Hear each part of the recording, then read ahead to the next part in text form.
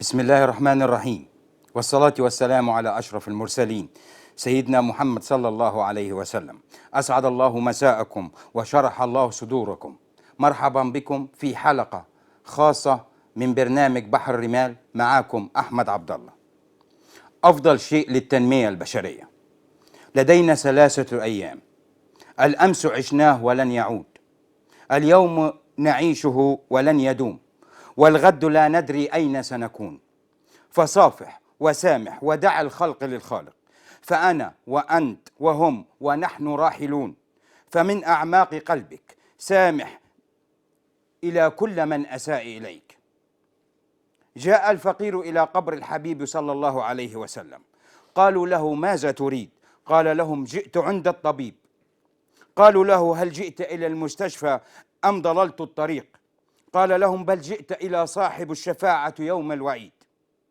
قالوا له: وهل عنده الدواء؟ قال لهم: ذكره دواء، والصلاة عليه شفاء، والوقوف على قبره اصطفاء. محافظة مرسى مطروح بالأمس تحزن حزن شديد. أنا بعتبرها غزالة الصحراء باتت تتألم ليلة أمس. نعزي أنفسنا وأهليهم الصبر والسلوان، واجعل قبورهم روضة من رياض الجنة. نعزي أنفسنا لوفاة أجمل شباب مطروح وسيوة، الأستاذ أحمد عبد العظيم السيد علي رحمة الله عليه، مدير خزنة البنك الزراعي. الأستاذ فؤاد محمد فؤاد كيلاني، الزميل وموظف بالبنك الزراعي. وكان المفترض العمل الرسمي به يوم الأحد، تم الافتتاح يوم الخميس 24/3. المفروض كان البنك يفتح يوم الأحد، بس أقدار الله سابقة كل شيء. توفاهم الله رحمة الله عليهم. والنهاردة أنا لابس الزي اللي كانوا واقفين وهم بيفتتحوا البنك الزراعي بواحد سيوة، بحضور محافظ مطروح والشباب والقادة اللي حضراتكم شايفينهم لابسين أبيض دولت. النهاردة أنا لابس زيهم، تقديرا لدورهم وتقديرا لفقداء هذا المكان وهذه الواحة. رحمة الله عليهم أجمعين. وفي نفس اليوم في المحافظة الأخوين محمد وعبد القادر طلال عيسى الشرسي، والأخوين خالد وفوزي فضل العوامي رحمة الله عليهم. من برنامج بحر الرمال من داخل استوديوهات مدينة الإنتاج الإعلامي نعزي أهل محافظة مرسى مطروح وواحد سيوة والمناطق التابعة لها لما مرت به ليلة أمس، ويلهم أهليهم الصبر والسلوان، واجعل قبورهم روضة من رياض الجنة. واللي النهاردة بنعملوه لدعم معنويات الشباب المحافظة بصفة عامة. المحافظة ديت يعني في كل مرة احنا بنقوله العلم بتاع المحافظة غصنين زيتون، غصن محبة وغصن سلام، والغزالة رمز الصحراء. باتت رمز الصحراء أمس أو ليلة أمس في ليلة حزينة لما فقد من شبابها، ولما فقد من رجالها، ولما فقد من أفضل الناس اللي موجودة على مستوى محافظة مرسى مطروح. بعتبر ان كل اللي احنا قلناه دوت شفاعة ورحمة ونور عليهم. وبندعو الناس على مستوى الجمهورية ان هم يدعوا لهم بالرحمة، ويجعل قبورهم روضة من رياض الجنة، ويلهم أهلهم الصبر والسلوان.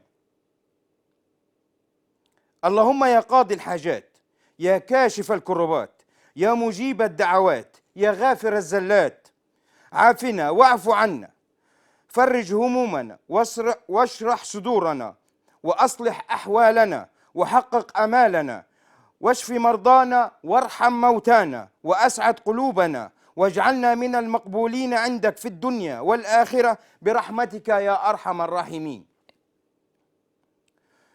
ومن كل قلبي من عزه الشيخ عمران معانا اتصال برضك من الشيخ عمران. ايوه. السلام عليكم. وعليكم السلام ورحمه الله وبركاته. شيخ عمران، عظم الله أجركم في الفاقدين جميعا يا شيخنا. عظم الله اجرنا واجرك، وانا لله وانا اليه راجعون، وانا الى الله راغبون، وهذا امر الله وراضين بقضائه وبحكمه، وان شاء الله نحتسبهم من الشهداء باذن الله. امين يا رب، ويجعل قبرهم روضة من رياض الجنة. اللهم امين يا دكتور احمد، اللهم امين يا دكتور. ولذلك يا شيخنا الفاضل، من داخل استوديوهات مدينة الإنتاج الإعلامي، من برنامج بحر الرمال، من داخل استوديوهات الصحة والجمال، نعزي أنفسنا ونعزيكم يا فندم في الفاقدين أجمعين يا فندم.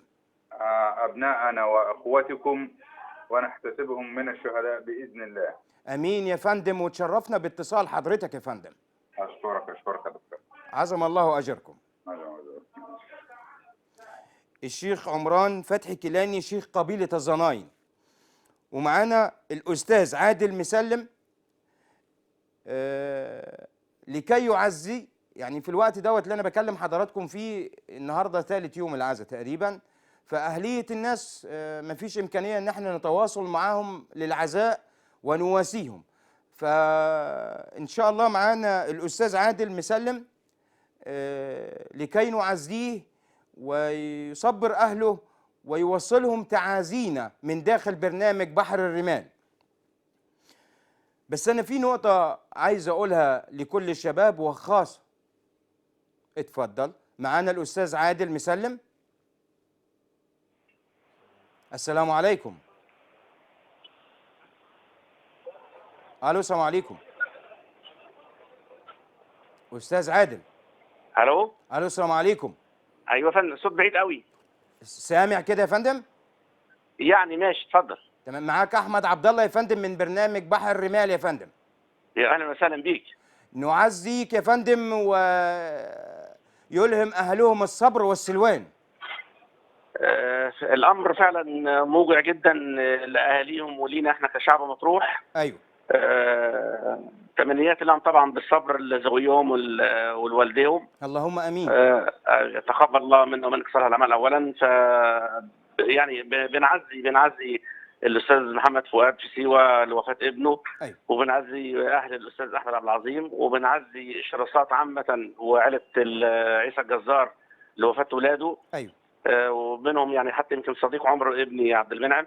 مظبوط يا فندم. وبنعزي النهارده برضه في اهل الضبعه، برضه في الحادث الاليم برضه النهارده في الضبعه. ايوه. عائله فضل العوامي. بالظبط كده هو. ايوه. تعزينا لعائله العوامه وتعزينا للشراسات. ايوه. اتمنى ان شاء الله احنا داخلين على شهر كريم، وان ربنا يبعد عننا الهم والحزن. ونبقى يعني ان شاء الله، يعني حتى الفتره القادمه يا ريت اللي مسافر ياخد باله من الطريق. يمكن الطريق فيه تكسير كتير تقريبا او حاجه زي كده، ممكن يكون هو ده سبب، او ممكن يكون تهور منهم.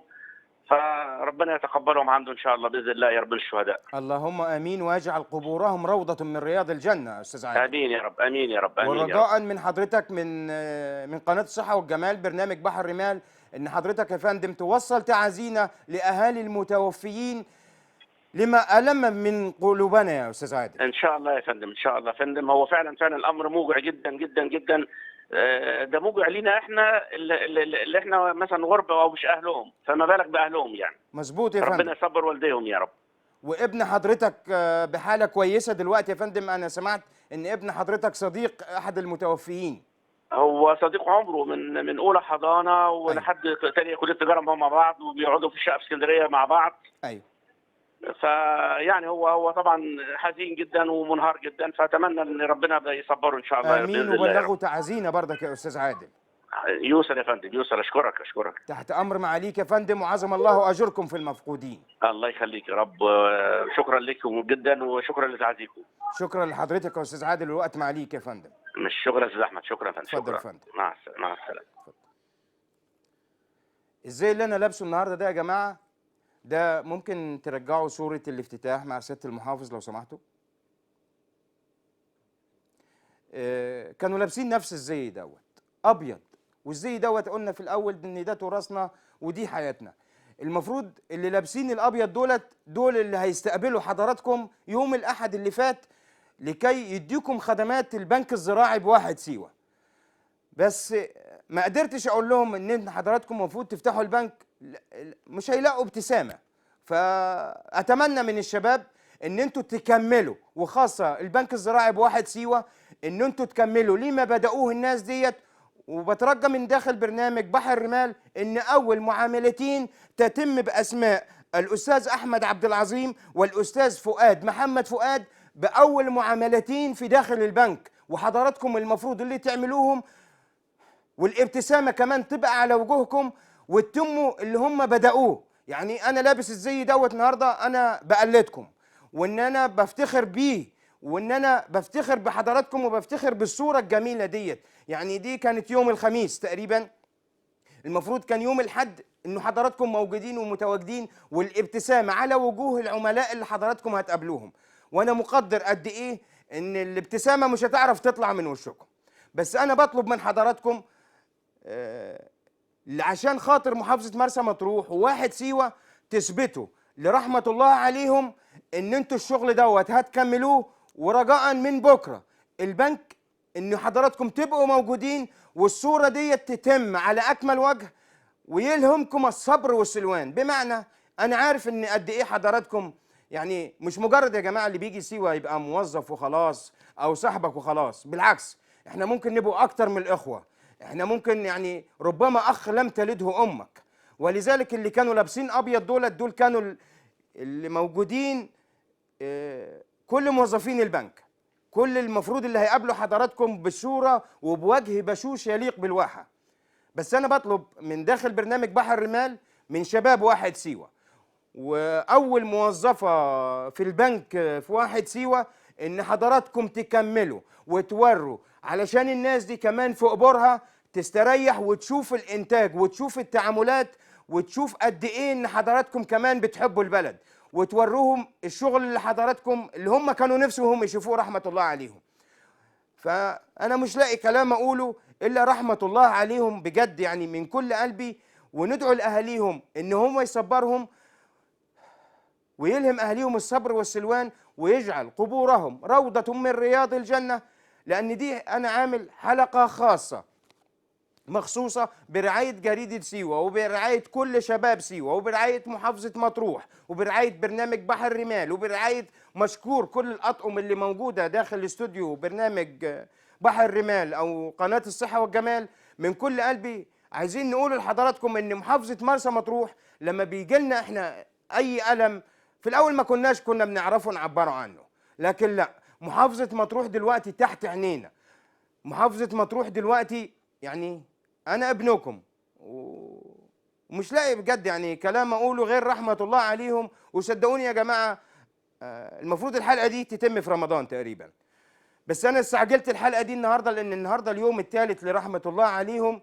ومن كل قلبي من عزي كل اللي توفاهم الله، ومن عزي القادة، ومن عزي شيوخنا كلهم، بنقول لهم يعني حتى للشباب، خاصة الشباب، أنا مقدر قد إيه إن أنتوا تفقدوا صديق، لأن أنا حاسس نفس الإحساس دوت من أفضل صديق رحمة الله عليه حاج محسن كمال، كان من أفضل الأصدقاء ومن أفضل، يعني ده الأخ الذي لم تلده أمي. أنا بقولها على الهواء مباشر، الحاج محسن كمال شعبان كان يعتبر أكثر من صديق، فرحمة الله عليه. فأنا مقدر قد إيه اللي أنتوا بتمروا بيه واللي أنتوا حاسينه دلوقتي. بس في كل مرة لازم نوروا رحمة الله عليهم قد ايه ان احنا لازم الشغل دوت يكمل، ولازم يبقى طموحنا اللي هم ده كانوا بيتمنوه. لازم من حضراتكم بكرة تفتحوا البنك وتكونوا متواجدين وابتساماتكم موجودة، لازم تبتسموا، لازم تتعاملوا، مش علشاننا ومش عشان خاطر كمان الواحة ومش عشان خاطر محافظة مرسى مطروح بس، لا، عشان خاطركم انتوا وعشان خاطر رحمة الله عليهم. يعني ممكن في قبورهم يشوفوا الانجاز اللي هم كانوا نفسهم يشوفوه. لكن انا يوم الاحد كنت معدي، المفروض حضراتكم كنتوا تبقوا فاتحين، بس صدقوني ما عرفتش اتصل بحد لان كلكم اصحابي تقريبا. ما قدرش اتصل بحد لان انا عارف اصله هتبتسم ازاي، هتعمل ايه. ولذلك كانت فرحه ما بعدها فرحه يوم الخميس في واحد سيوه. بس يوم السبت توفاهم الله، وإنا لله وإنا إليه راجعون. جزاكم الله خيرا عنا، وجزاكم كل خير، واللهم ارحم موتانا واشف مرضانا، وجزاكم الله خير. كان معاكم احمد عبد الله من برنامج بحر الرمال. انتظرونا بعد الفاصل.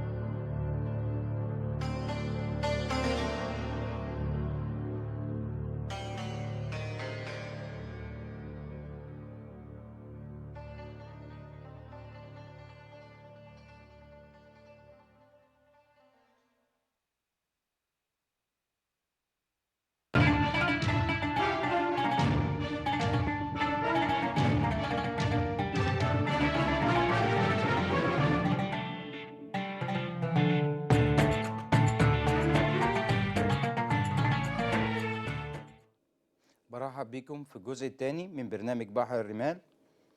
تقرير جارة أم الصغير كان من الأستاذ محمد عصام محمد. تقع اللي حضراتكم شفتوه دي اسمها الجارة أو جارة سيوة أو قارة أم الصغير. دي تقع في الطرف الغربي من منخفض القطارة في قلب صحراء مطروح. تقع قارة أم الصغير الواحة الصغيرة المنعزلة ذات العيون الحارة والعيون المالحة أو عالية الملوحة.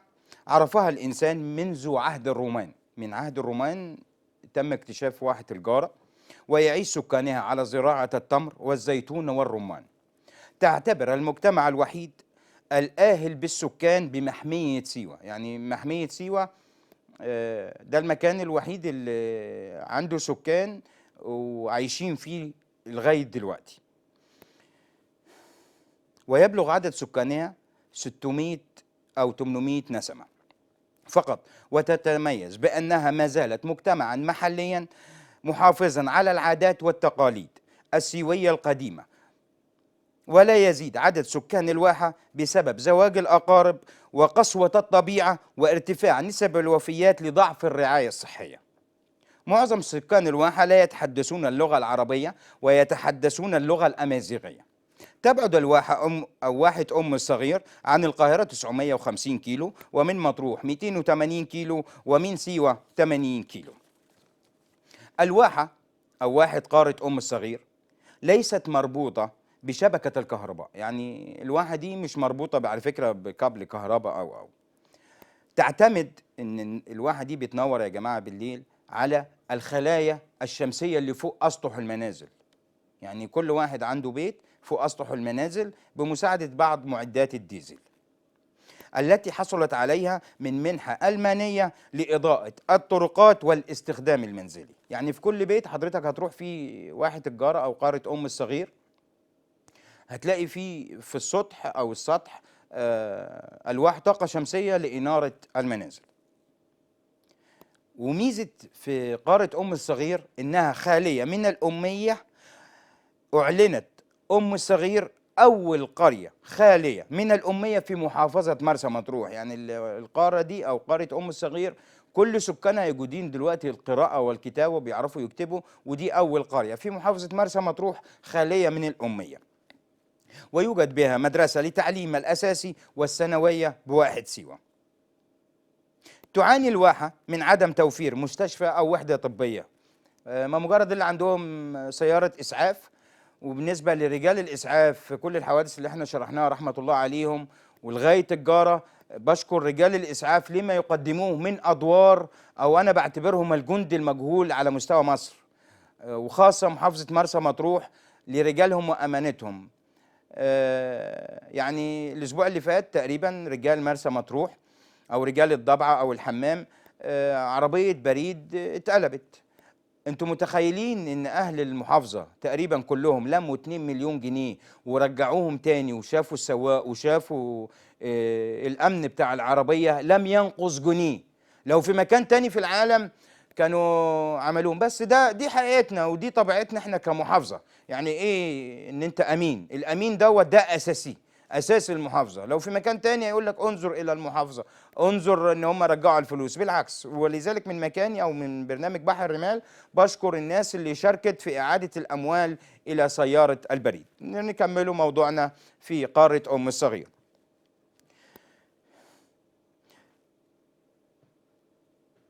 والقوافل الطبيه اللي في الواحه بتجيلها من وقت للتاني لتوفير الخدمات الطبيه الاساسيه، ومشكلتها انها بيضطر اهلها للسفر الى مطروح او سيوه لتلقي العلاج. يعني لو في حاله ولاده او في حاله كسر او بيضرب المسافه دي كلها علشان يروح اقرب مكان نقطه صحيه. وفي الستينيات عرض على اهلها ان ينضموا الى واحد سيوه، الا انهم رفضوا، وجدد المحافظ علاء ابو زيد عليهم ولكنهم رفضوا للمره الثانيه. ميزة الجارة أنهم كلهم شاركوا في انتخابات الرئاسية 2014، وهي القرية الوحيدة التي لم ينقص بها صوت للاشتراك في الانتخابات.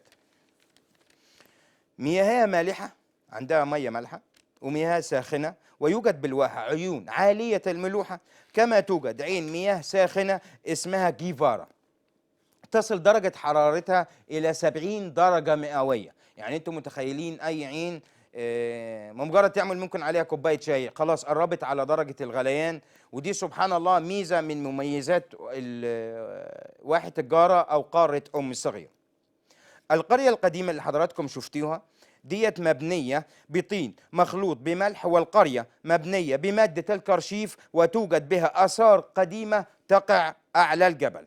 تعتمد القرية اللي حضراتكم شايفينها أو باقي الناس على تواصلها مع العالم الخارجي على هاتفين فقط، يعني 600 فرد أو المكان اللي حضراتكم شايفينه تليفونين بس، عن طريق القمر الصناعي، والآخر تليفون أرضي على بردك الطاقة الشمسية. يعني القمر الصناعي شغالين بيه لو احتاجوا اي اتصال او احنا عاوزنا نتواصلوا معاهم، او التليفون الارضي اللي شغال بالطاقه الشمسيه وبعض الاحيان ما بيجمعش او الشبكه ما بتعملش. يحظر دخولها الا بتصريح من الجهات المعنيه او القوات المسلحه بذلك. بمعنى يعني حضراتكم شايفينه عشان تروح قارة أم الصغير أو الجارة لازم تطلع تصريح من القوات المسلحة أو من الجهات المعنية لدخولك للجارة.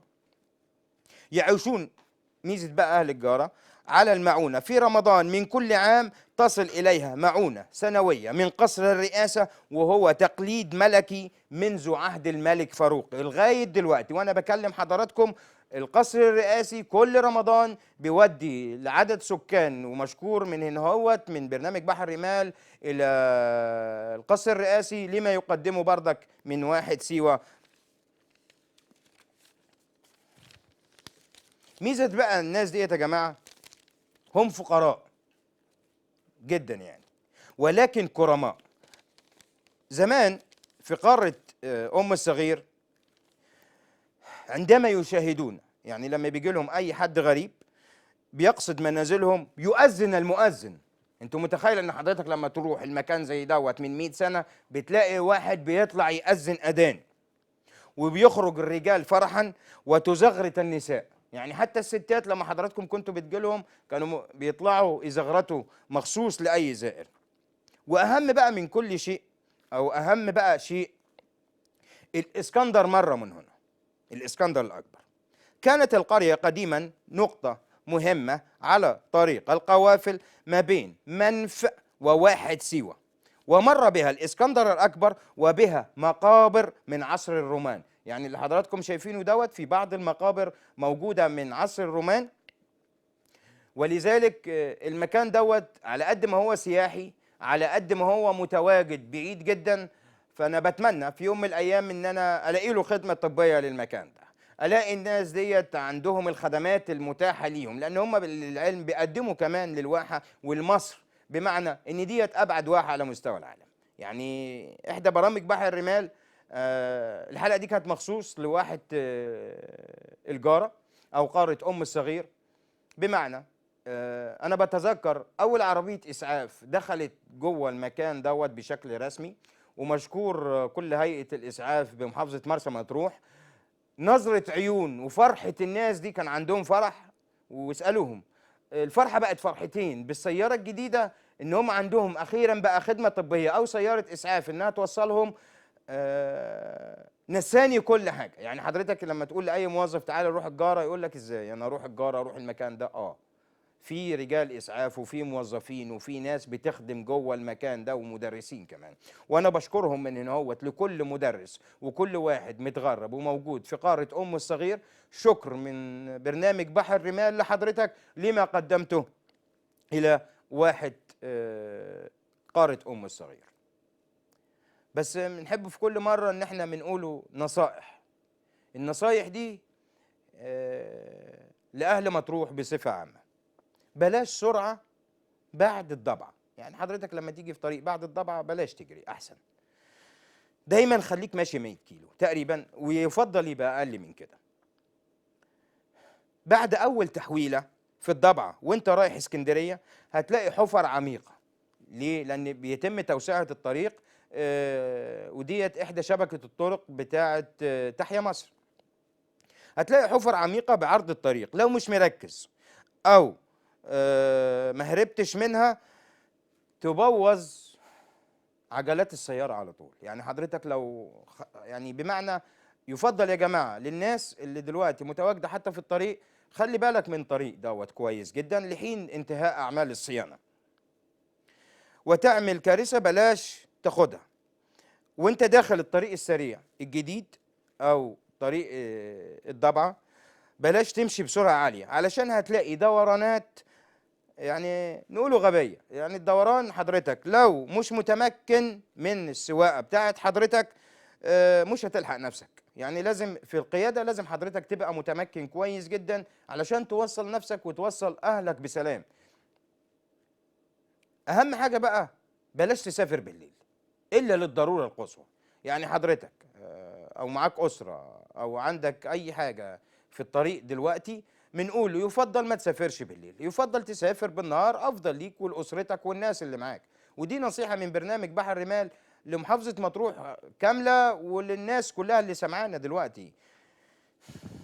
حياتك غالية علينا على فكرة. يعني احنا لما بنفقده حد يا جماعة صدقوني بحس ان انا فقدت اخويا على فكرة، وهي دي حقيقة. يعني اللي احنا فقدناه دول اخواتنا، دول ولاد عمنا في القبائل. ولذلك على قد ما تقدروا في بحر الرمال البرنامج دوت اجتماعي قبل ما هو يبقى سياسي. البرنامج دوت لمحافظة مرسى مطروح كاملة، لشكاوينا، لهمومنا، لألمنا. يعني أنا متخيل امبارح أنا كنت في محافظة مرسى مطروح، مدى الحزن اللي موجود في الشارع المطروحي خلاني لأول مرة أحزن لفقد شباب رحمة الله عليهم. يعني الشارع المطروحي دوت ده أساس بحر الرمال، لأن احنا كلنا يعني احنا بنقول الغزالة رمز الصحراء، ولذلك غزالة الصحراء باتت ليلة أمس تتألم، باتت ليلة أمس حزينة. من السلوم، من كل قبائل، من السلوم والضبعة وسيدي براني والحمام والعلمين والنجيلة والمحافظة مرسى مطروح وكل الأهالي وسيوة بواحاتها بالقرى بشيوخنا بقبائلنا بالقبائل المتواجدة على مدار خط مرسى مطروح ده كله. أنا بوجه لكم تعزية من برنامج بحر الرمال لحضراتكم. أنا مش لاقي كلام أقوله إلا بمعنى حضراتكم يعني زي النهاردة إن شاء الله نكونوا صايمين بإذن الله يوم الاثنين اللي جاي. بس اللي أقدر أقول لكم يعني الرسول عليه الصلاة والسلام ولد يوم الاثنين وأسري به يوم الاثنين وتوفي يوم الاثنين. يعني الرسول عليه الصلاة والسلام بالنسبة لنا ده قدوة المجتمع الإسلامي كله وخاصة المجتمع المطروحي. بمعنى أن أنا في مكان محافظة مرسى مطروح بفتخر إن إحنا ما عندناش دار مسنين، بفتخر ان ما فيش ابن رفع قضيه على ابوه في المحاكم.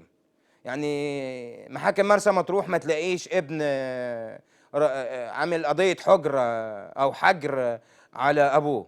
بالعكس لاخر لحظه الابن بيقف مع الاب والاب بيقف مع ابنه، لان هي دي اصلا عاداتنا وهو ده تراثنا. وفي كل مره يعني تراثنا حتى في الحزن.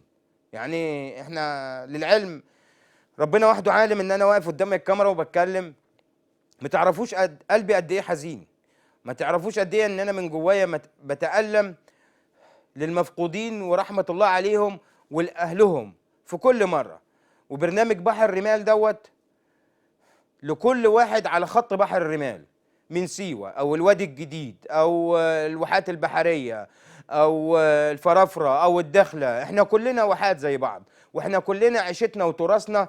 يعني اللي انا عايز اقوله لحضراتكم ان في كل مرة عاوزين نقدمه افضل شيء لواحتنا وعاوزين نقدمه افضل شيء ان احنا نقدمه لمحافظة مرسى مطروح. ولذلك برنامج بحر الرمال النهاردة كل الكواليس في الاستوديو انا متخيل ان انا زعلتهم. يعني ان هم دلوقتي انا واقف قدام حضراتكم هم كلهم زعلانين، هم كلهم متأثرين. من داخل استوديوهات مدينة الانتاج الاعلامي من قناة الصحة والجمال من برنامج بحر الرمال نعزي أنفسنا ونعزي أهالي محافظة مرسى مطروح للمرة الثانية. يعني معلش أنا آسف جدا لحضراتكم. للمرة الثانية نعزي رحمة الله عليهم الأستاذ أحمد عبد العظيم السيد علي مدير خزنة البنك الزراعي رحمة الله عليه، ونواسي أهله بالصبر والسلوان، ونواسي الأستاذ فؤاد محمد فؤاد كيلاني رحمة الله عليه موظف بالبنك الزراعي، والأخوين محمد وعبد القادر طلال عيسى الشرسي رحمة الله عليهم، ويلهم أهلهم الصبر والسلوان. الاثنين على فكرة في كلية تجارة والتاني في كلية حقوق. والأخوين خالد وفوزي فضل العوامي رحمة الله عليهم، ولكل قبائل محافظة مرسى مطروح. عظم الله أجركم في الفاقدين، وعظم الله أجركم في كل من فقدتم، وجزاكم الله عنا خير لحسن استماعكم من برنامج بحر الرمال. معاكم أحمد عبد الله من محافظة مرسى مطروح، والسلام عليكم ورحمة الله وبركاته، وانتظرونا في حلقات برنامج بحر الرمال. السلام عليكم.